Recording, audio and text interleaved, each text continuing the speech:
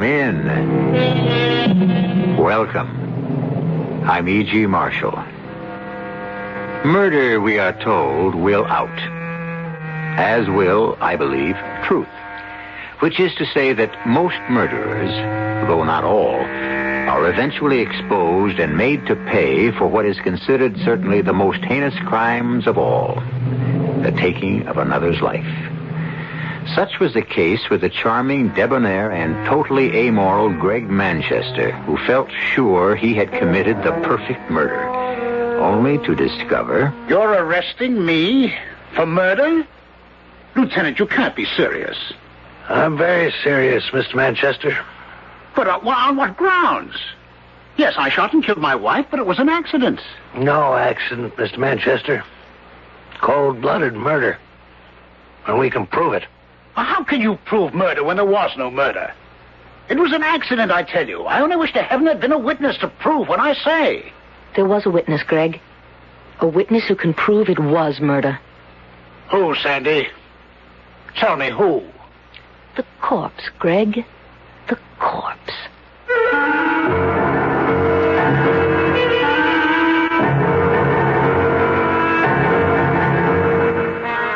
Our mystery drama, The Eye of Death, was written especially for the Mystery Theater by George Lothar and stars Joan Hackett. It is sponsored in part by Sign-Off, the Sinus Medicines, and Anheuser-Busch Incorporated, Brewers of Budweiser. I'll be back shortly with Act One.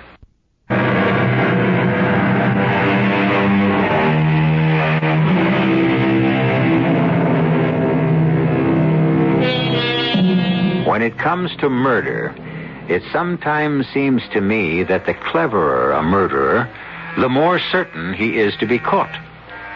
For as the annals of crime reveal, he tends to outsmart himself.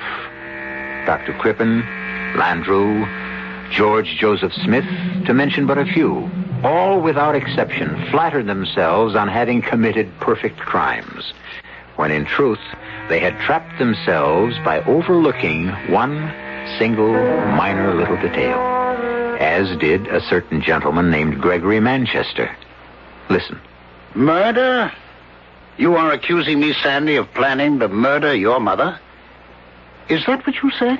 Don't twist my words, Greg. I said it wouldn't surprise me if she had a fatal accident and died suddenly. Oh, Sandy, don't even speak of such things. Just the thought makes my heart skip a beat. I'm sorry, Rose. How is your heart? Oh, same. Mother thinks I ought to see another doctor. Sandy, I'm sorry you feel about me as you do. I hoped when I married your mother that you'd become as much my friend as your sister has. Why, if you could have heard me talking about you at my club, how proud I was going to be to have the famous photographer, Sandy Oakes, for a stepdaughter. Can't we be friends, Sandy? Friends? Sorry, Greg, but your charm is wasted on me. You charmed my mother into marrying you, charmed her into turning over all of her money to you, charmed her into taking out a $100,000 life policy with you as a beneficiary, Well, now, my dear, why not? After all, Sandy, I am her husband. And a fast worker. Married less than a month. You certainly haven't wasted any time getting this marriage to pay off for you. Oh, now you're accusing me of marrying your mother for her money. Is that it, my dear? You can believe it. Oh, now, Sandy. Rose, it's true, and I'm telling you straight out. This clothes horse with his blonde hair and his Sir Walter Raleigh manners is nothing more than a sharp operator. A con artist. And that's what I've come here to tell my mother, and I will tell her if she ever gets out of that bath and comes down here. Sandy, you're all upset. Upset? I'm steaming, and I've been steaming ever since I heard about this new life insurance policy. When Mother phoned and said that she'd just taken out a $100,000 policy with dear Greggy as a beneficiary, I could have...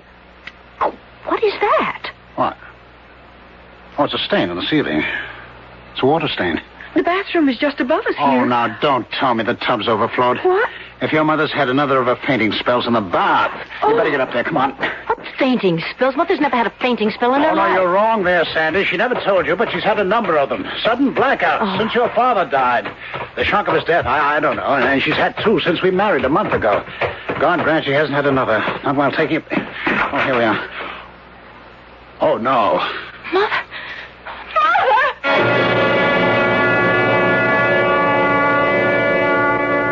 killed her, Joe. He killed her. Now, sweetheart... Joe, he did. He drowned her in that tub. All of that talk about sudden fainting spells, blackouts. No way, Joe, no way. Now, look, my dear, lovable bride-to-be, I don't like Gregory Manchester any more than you do, and I couldn't agree more that he's the phony you claim he is, but you're no fool, Sandy. A camera nut, maybe, with that camera of yours always slung around your neck, but you... Joe, photography is my business, and I don't know how many pictures I'd have missed if I didn't keep this high-powered Instamat ready at all times. And really, I don't know why it bothers you. Well, it's nothing. Oh, excuse me.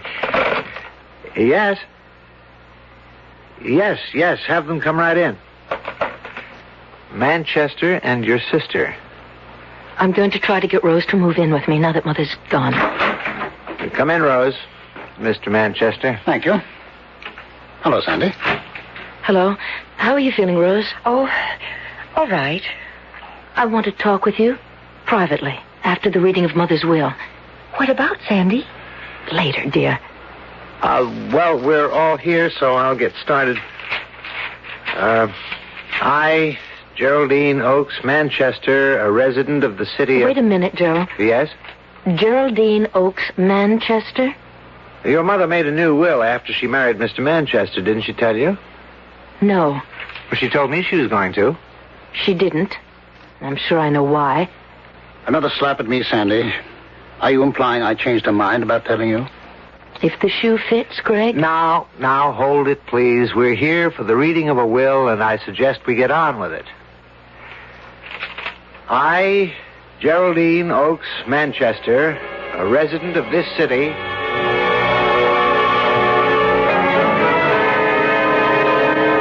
Lastly, I hereby revoke all former wills and codicils to wills heretofore by me made. In witness thereof, I have hereunto set my hand and seal this 10th day of October, signed Geraldine Oakes Manchester, and witnessed, etc., etc., etc. Well, Mr. Manchester, you've inherited quite a fortune. Plus $100,000 in insurance. While Rose gets nothing, nor do I. Well, as your mother stated in her will, Sandy, she trusted me. Implicitly trusted me to see that Rose was well cared for. And you? I don't need Mother's money, but Rose... Oh, Sandy, you can trust Greg. Mother did. I do. I know you do, Rose. You trust everyone. You always have. Possibly because she hasn't let the world make her as cynical as it has made you. Oh, now, just a minute, Mr. Manchester. I can take care of myself, Joe. More important, I can take care of Rose, and I mean to. But, Sandy, I'm going to be all right. Greg will... Leave you to starve if I know Greg, but he isn't going to because I'm not going to let him. I'm going to break this will. Sandy... I mean it, Joe. He conned Mother and he fleeced her. Well, you're not going to get away with it, Greg. I'll break this will if it's the last thing that I do. And, may I ask exactly how, my dear? By proving you murdered my mother and meant to murder her from the start.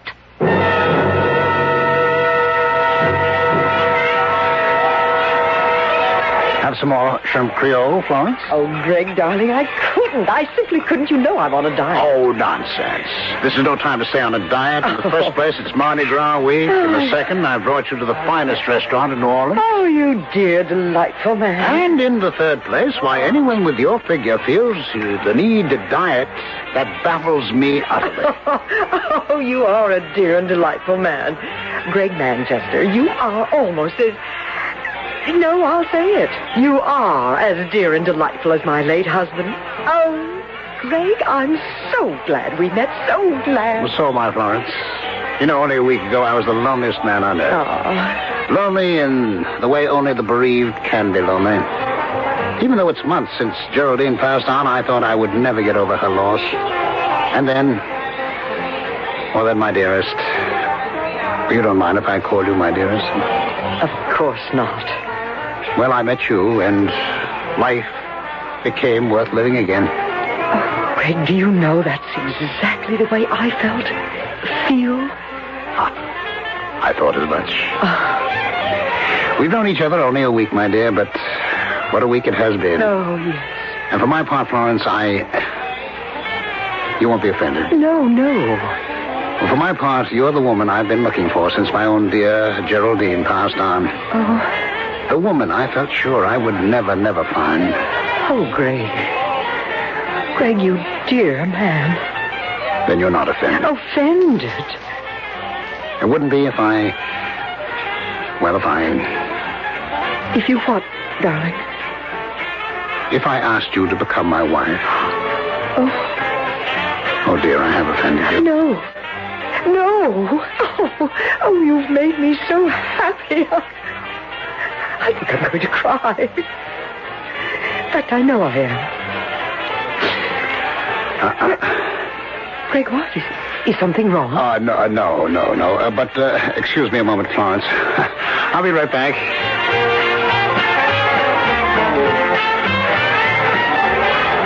Well, Sandy Oaks, girl photographer, camera and all. Greg Manchester, con artist and murderer. Next victim and all. What are you doing in New Orleans? Mardi Gras week. I'm covering it. For Cosmopolite. You're lying. You found out I was living in New Orleans. You followed me here. Care to see my press credentials? If Cosmopolite sent you, you asked for the assignment. How right you are. Now you listen to me. Any more trouble from you, and I'll make you know what trouble really is. Trouble? What makes you think I'm out to give you trouble, Greg? Because you followed me here, because I suddenly spotted you snapping a picture of me and Mrs. Chapman. I took more than one before you noticed me, Greg. They may come in handy. I don't see how. Well, then, look over there, Greg. See that sign? The one that reads Mardi Gras Week? Exactly. From that angle, I caught not only you and Mrs. Chapman, but that sign hanging behind you on the wall. So what? The time element, Greg, and the place. I can hear a district attorney saying to you at your trial for murder, quote, "You did know the widow, Mrs. Florence Chapman, as early as Mardi Gras week, didn't you? In New Orleans, wasn't it?" Unquote. My murder trial. You are going to kill her, aren't you? For her money? After you marry her? Tell me, does she have any children you can leave penniless as you did my sister Rose? She went to live with you. You're very successful, plenty of dough. You take care of her. I am. I'm also going to take care of you. Now, Sandy, I warn you. Cool it, con man. I am not my mother that you're talking to now, nor my sister Rose, or that lovely victim of yours over there. A photographer gets around. You think you're the cleverest thing that ever happened. You are. But, Buster, it's your cleverness that's going to put you behind bars, because somewhere, somehow, you're going to think you're so clever that you'll make one little mistake, one fatal little mistake, and when you do, I'm going to be there. Be smart, eh? Get out of my life and stay out of my... Excuse me, I don't mean to interrupt, but, Greg, dear, won't you introduce me to that very attractive friend here? Well, dearest? Yes, of course. Sandy Oaks, my stepdaughter. Oh, you're not the daughter of that poor woman who drowned accidentally. Yes, Mrs. Chapman, I am. You know my... Oh, Greg told you. No, I've been watching you and Mr. Manchester ever since he met you a week ago. Watching? Greg, darling, what does she mean? Oh, never mind, Florence. She's a troublemaker. She tried to stop me from marrying her mother. I tried to stop you from murdering my mother. Oh, gracious, such talk. You're in a restaurant. Mrs. Chapman, let me give you a tip. A tip that will save your life. Say goodbye right now to this charming, well-dressed murderer. Say goodbye and go on living. Well, Greg, I believe you're right. This girl, well, I don't know what she is, but she is. I'm sorry I came over. I'll wait for you at our table. Yes, of course, Florence. Well, do you see? She's as naive and as trusting as my mother. And my sister. Or others you've murdered. Oh, so it's others now. Look, Sandy, you said I'm clever. Well, I am clever. A hell of a lot cleverer than you are, doll. And I guess the only way to get you off my neck is to prove it. And just how will you do that? The only way I know. Murder. Don't get me all choked up. I know you. I'm ready for anything you try. Murder me? You don't have much of a chance, Mr. Manchester. Oh, murder you. No, not you. Who then? Your sister Rose, whom you love so much. Who else?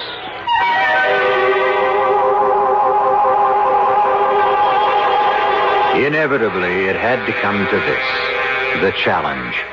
The squaring off. The gauntlet flung down between a cold-blooded murderer and a self-sufficient girl like Sandy Oakes, who's been around. Is she right? Will Greg Manchester make that one fatal mistake she says he will? Perhaps we'll find out when I return for Act 2.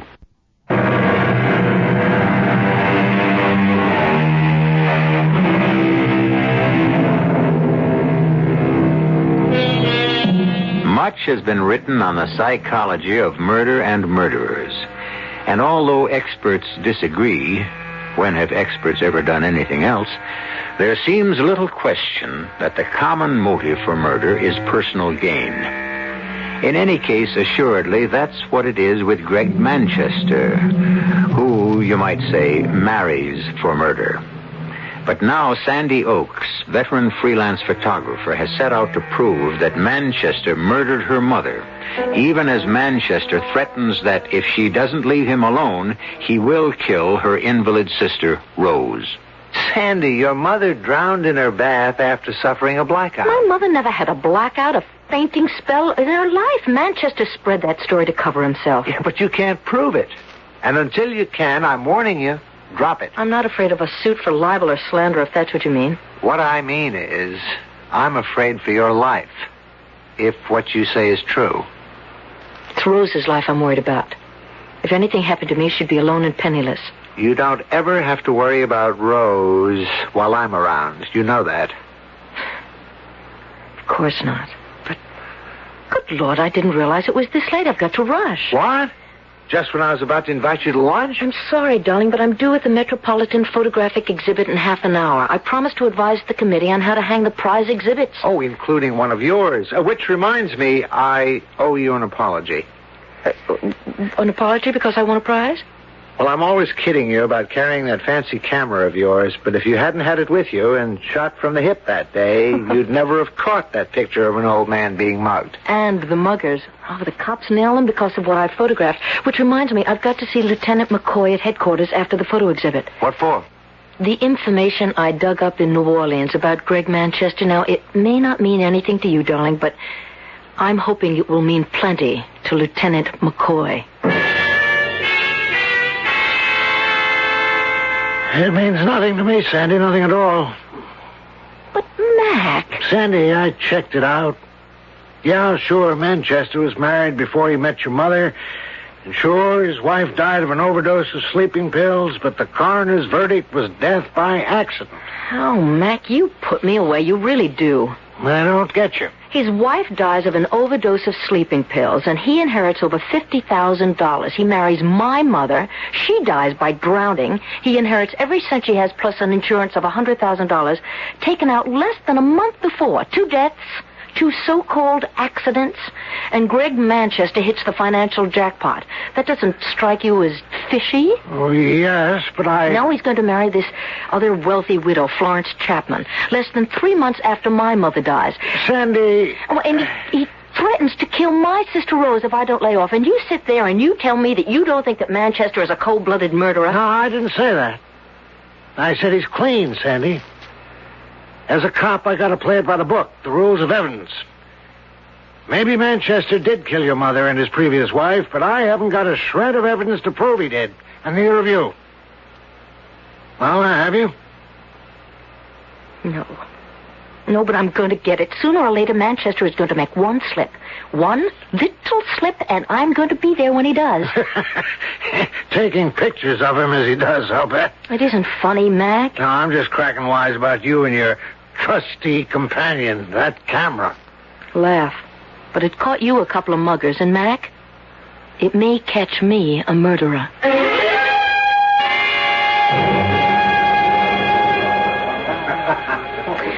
There's a bench, Rose. Want to sit for a while? Oh, no, Sandy, no. I'm too excited to sit still. You're too excited, period. Oh, I'll be all right. Oh, it's such a thrill for me just to get out of that apartment. But on top of that, these wonderful pictures. Holzman, Eisenstadt, Kepler, and you. That's what I call really sisterly love. Putting me in that class. Oh, you won a first prize. Yes, but in photojournalism, and there's nothing arty about my stuff. A first prize is a first prize, and I'm not going to argue. Rose? Sandy, maybe I'd better sit down for a minute or two. Yes, right there. How bad is it? It's not bad. But Sandy, would you open my bag and take out the bottle of nitro pills? Yeah, just a sec. Here, wait a moment now. Here we are. Here. Stay here. I'll get you a cup of water. Yes. Excuse me, please. Excuse me. I just want to get through to the water cooler. We're here. Let me help you. Thank you. You? Yes, me. What are you doing here, Greg? Mrs. Manchester wanted to see the exhibits. She married you then? And I wanted to see you. Figured you'd be here, so I've got no time for you now. I've got to get a cup of water for my sister. Well, here's the cup. There's the water. I want a word with you, Sandy, about... Would you get out of my way? Excuse me, please. Excuse me. Rose, dear. Here you are. Oh, thank you, Sandy. Thank you. Are you better? Yes. Much. I think it would better go. Sandy, I haven't seen everything yet. Your heart. Oh, drat my heart. My first day out of the apartment in weeks. I'm going to make the most of it. I'm going to see everything there is to see. Oh, look who's here. Hello, Rose. How are you, Greg? Never better. You? Pretty well. Thank you. I meant to call on you when I got back from New Orleans, but I felt your sister wouldn't approve. You're right, Greg. Her sister wouldn't. Now you too. It's all right, Rose. All right. Sandy and I aren't going to have a scene. I only want to say hello. So, if you'll excuse me, I'll rejoin my wife. Goodbye, Rose. Goodbye, Sandy. Oh, give my regards to Lieutenant McCoy next time you see him, will you?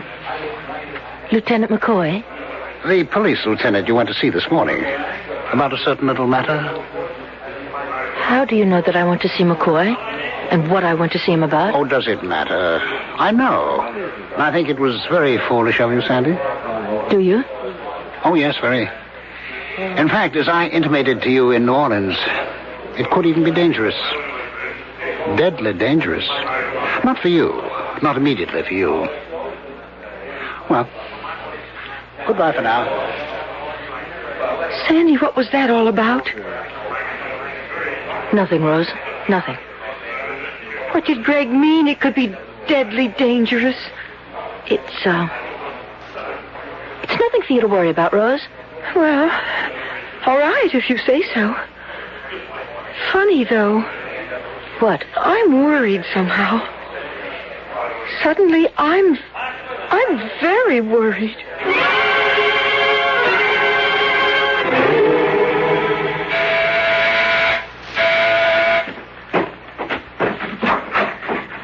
Joe. Oh, nice to see you. Come in. How are you, Rose? Oh, I'm fine. Now, no fibs to your brother-in-law-to-be. What?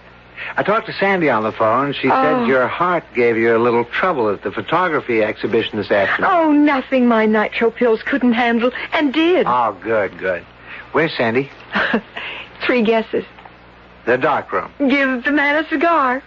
Or would you rather have a drink? A drink, and I'll make it.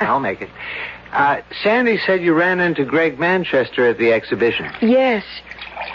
I'm worried, Joe. About what? Greg said a funny thing to Sandy. It seems he heard somehow she'd gone to see Police Lieutenant McCoy. McCoy, about something. He didn't say what. And Sandy wouldn't tell me, but anyhow, he said he thought she was very foolish to do anything like that. And that it could be deadly dangerous. Those were the words he used. Deadly dangerous. I see. Sandy didn't tell you? No, she didn't. But not for her. That was the funny part of what he said. Not deadly dangerous for her. Not immediately. Rose, what is it? Heart pain, chest. Your nitroglycerin pills. They... Sandy! What is it? Oh, no. Where are pills? Bedroom. I'll get them. Rose, now, let me get you to the couch. Lay you down here. There. Cushion behind your head. Sandy, hurry it! Yes, here. Here, Rose. Open your mouth. That's it. Water, Joe? Yeah. Hurry, Joe. Yeah, here you are. All right now, honey. Swallow the pills. Swallow it, dear. That's it. Okay, all right? Sure to be all right in a moment or two. Rose, dear. Is it having any effect? Oh, Rose, is the pain letting up? Rose? Joe! Here, let me... Joe?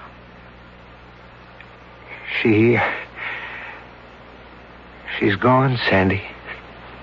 Oh, no. Afraid so, sweetheart. He's done it. He threatened he would, and he has. Greg Manchester? He said he'd kill her if I didn't lay off, and I didn't, and he has.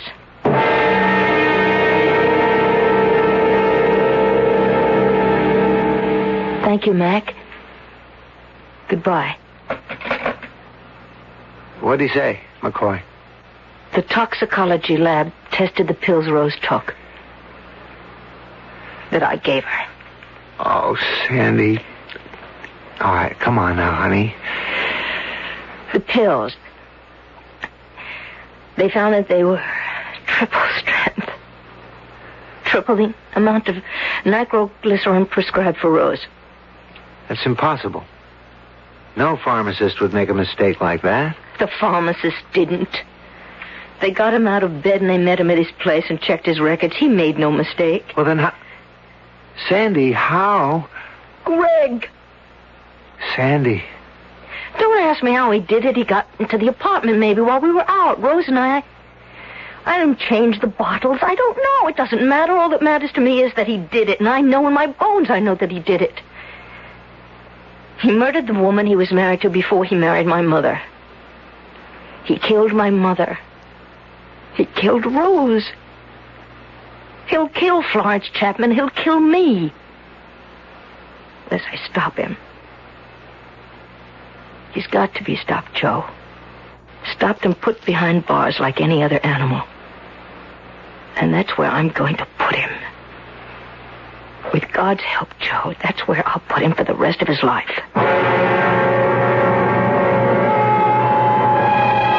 Brave words. Words spoken under the pressure of emotion.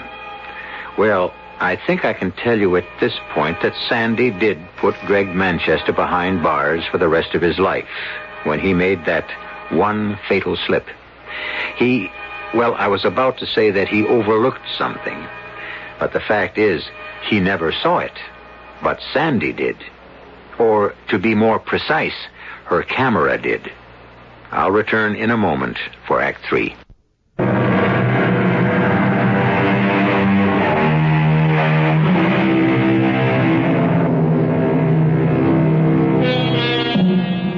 You will recall my saying earlier that the cleverer the murderer, the more likely he is to make one fatal slip. Something so minor, he never thought of it, never noticed it. What slip will Greg Manchester make? So far, he's got away with his killings. Sandy Oaks doesn't know where Greg Manchester will make that fatal slip, or when, or more particularly, how. But make it, she knows he will. And as I've told you, make it he did. The question is, what insignificant but very final mistake did he make? You dare show your face here? I came here to this funeral home to see Rose for the last time. I am her stepfather, Sandy, and have the right. Murderer. Sandy. Get him out of here, Joe. There's no need, Joe. I'm going. May I have a word with you outside? Of course. Sandy, pull yourself together. Well? Joe, you're a lawyer. Would you give me some advice? What am I to do with her? She hates me. Has hated me from the moment we met. I don't know why. Chemistry, I suppose. Not much I can say to that, Greg, except you're a liar. I beg your pardon? You're a liar. It isn't chemistry between you and Sandy. It's Sandy's awareness, her awareness from the first, her trained awareness, because she's photographed so many people, that you're a phony. I agreed with her about that after only short acquaintance with you, Greg, but I didn't agree with her that you're a murderer. I agree now. You can't mean... You think I murdered Geraldine? I think you murdered Geraldine and Rose. I think you murdered another woman. In fact, probably other women. You can stand there and to my face say... Say it because it's obvious. There's such a thing as coincidence, Greg.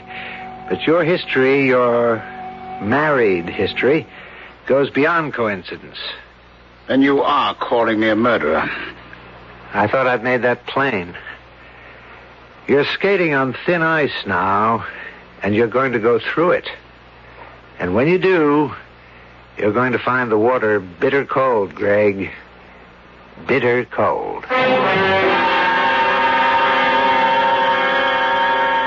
Won't you sit down, Miss Oakes? Thank you, Mrs. Manchester. Let me say, I only agreed to see you when you phoned and said you wanted to talk with me alone. I only agreed because you are his stepdaughter. Mrs. Manchester, I wanted to see you because someone should warn you. Greg Manchester is a murderer. What are you saying? He murdered my mother. He murdered my sister Rose. He murdered the woman he was married to before he met my mother. He's going to murder you. My dear, do you realize the gravity of this accusation? The important thing is that you realize What I realize is that you are a bitter and malicious young woman who, for some reason, I am totally unable to understand, wants to malign a man who has never done anything but good for you. Good? What do you mean? Your mother left him all her money, didn't she? Yes. He was also the beneficiary of her life insurance, wasn't he? Yes. And all of this, the fortune he might have had, he turned over to you and your sister. Is that not so? It certainly is not so. Greg told me. Then he lied. He tricked my mother into giving him control of her money, power of attorney and all of that, and then taking out a $100,000 life insurance policy, and then he killed her. Can you prove that? No. I can't, not yet. But whether I can or not, I think what you should keep in mind is that at least 2 previous wives have died suddenly and mysteriously after giving him control of their money. Have you? Why, yes, I have. Oh, but I can't believe this. I won't believe it. My husband is one of the most dear and delightful men I've ever met. Thank you, my dear. Thank you for your trust in me. Greg, we didn't hear you come in. Well, I'm glad you didn't. Otherwise, I'd not have overheard my stepdaughter's accusations. Sandy, I must ask you to leave. And please, don't come back. Goodbye, Mrs. Manchester. And good luck. Well, I hope that's the last we see of her. I'm sure you didn't believe the lies she must have told about me. Why, no, of course not, Greg. You don't sound altogether sure, Florence. Why, yes, I am. Only, Greg, you told me you had handed all your former wife's fortune over to her daughters. No. What? Well, you misunderstood me. I said that I intended to do it. But I haven't had time to get around to it yet. It's quite involved, you know. Certain legalities which take time and... You don't believe me, do you? No, I do. Only I'm certain you said you had already given them the money. No, you're mistaken, my dear. Greg?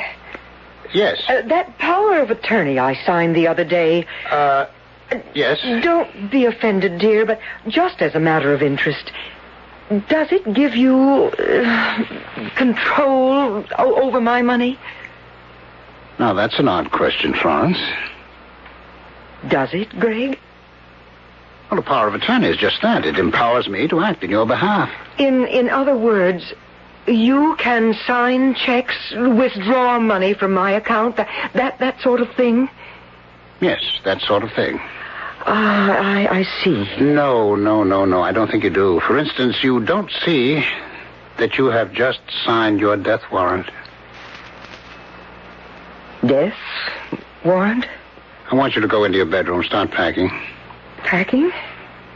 You're going to visit your sister in New Orleans.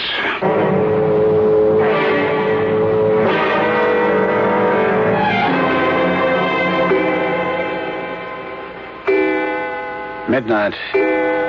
Make the call, Florence. Make it or I'll shoot you right now.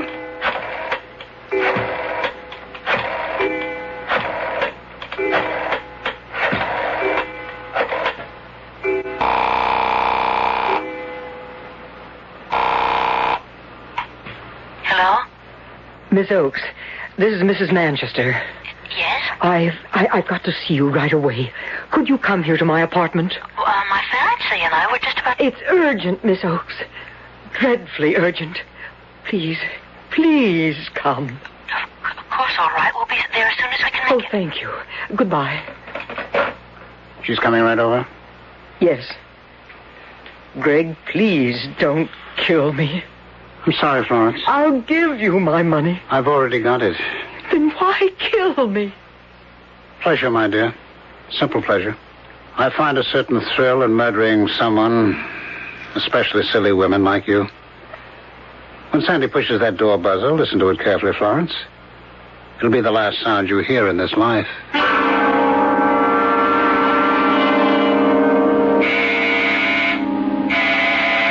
Greg!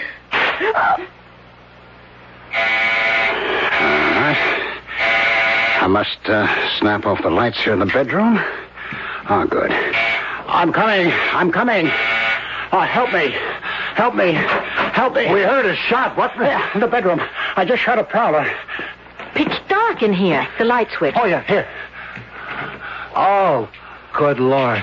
Florence Manchester. What? Oh, no. Sandy, for the love of... This is no time for snapping pictures. I wasn't even aware I was... Get to the phone. Call the police. And put that damn camera away. Yes, okay. Oh, I thought Florence was a prowler. I lost my head. I fired into the dark room. Headquarters? Give me Lieutenant McCoy. Is he there? Yeah, hurry.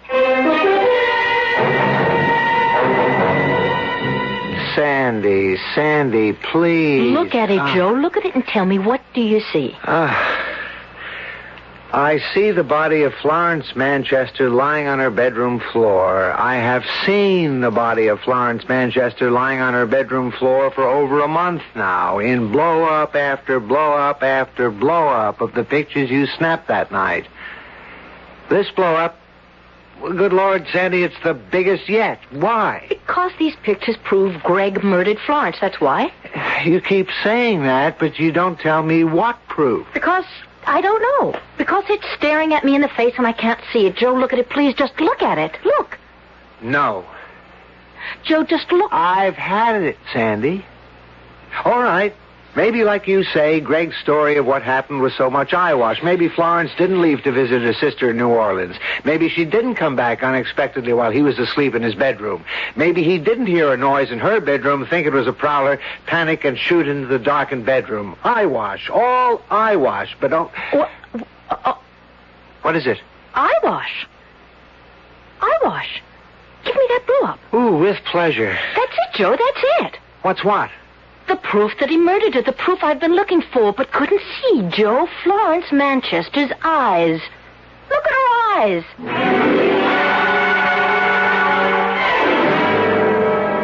Manchester, you've been booked on a charge of murder. The murder of your wife, Florence. Now, look here, Take it easy. Thanks to your stepdaughter, Sandy Oakes here, we have positive proof that you deliberately and with malice aforethought shot Florence Manchester to death. What proof? I told you she packed her bag.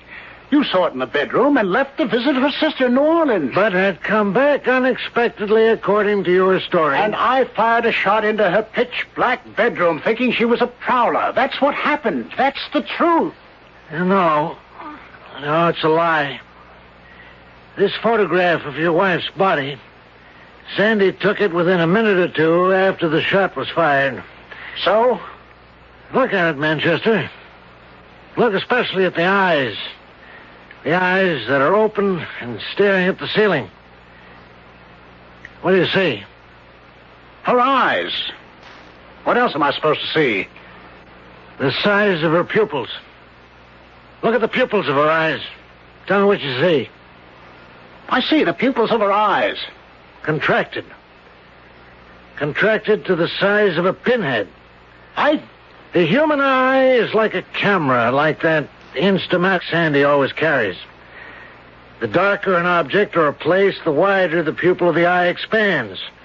The brighter an object or a place, such as your wife's bedroom, the narrower the pupil becomes, contracts.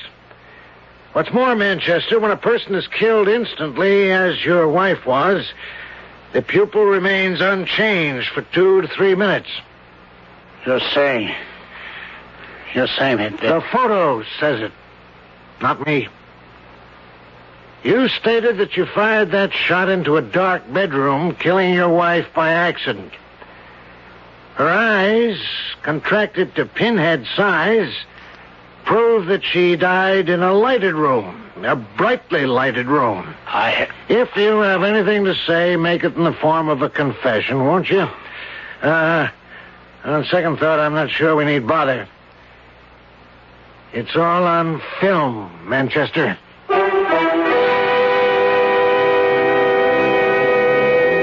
A picture, they say, is worth 1,000 words. And so it would seem that Lieutenant McCoy is right.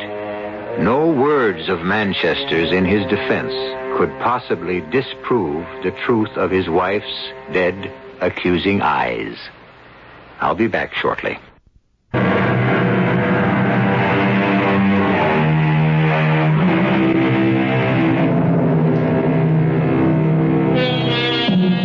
Gregory Manchester is no longer a name, but a number at State's Prison. Sandy's name has changed, too. From Miss Sandy Oakes to Mrs. Joseph Norman. Hasn't changed her habit of carrying that camera wherever she goes, however. But she seems to use it more and more these days, snapping pictures of a baby named Joe Jr. Our cast included Joan Hackett, Ralph Bell, Robert Dryden, and Joan Shea. The entire production was under the direction of Himan Brown. And now, a preview of our next tale. Mrs. Tipton, it's really hard to see where I'd fit in. I'm a trained social worker. That's how I make my living. At least, that was how I made my living. I was discharged 6 months ago. They were cutting down, and... Well, I haven't been able to find anything in my field, and I'm running short of money, so I'm willing to take almost any kind of job if it's respectable. Look, I'm not going to ask you to do anything you wouldn't ordinarily do. Well, do you need a secretary, something like that? I think I could manage that, maybe, or be a companion. Oh, I don't want a secretary or a companion. Why would I? I never do anything, and I prefer being alone. Well... What is it that you do want? I want somebody to live for me. To live for you? Radio Mystery Theater was sponsored in part by Anheuser-Busch Incorporated, Brewers of Budweiser, and Sign-Off, the sinus medicines. This is E.G. Marshall inviting you to return to our Mystery Theater for another adventure in the macabre. Until next time... Pleasant dreams.